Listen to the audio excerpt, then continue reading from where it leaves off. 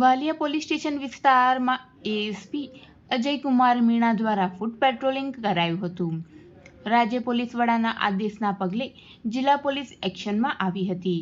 ત્યારે વાલિયા પોલીસ મથક વિસ્તારમાં એએસપી અજયકુમાર મીણાની આગેવાનીમાં ગતરોજ રાત્રે ફૂટ પેટ્રોલિંગ હાથ ધરાયું હતું.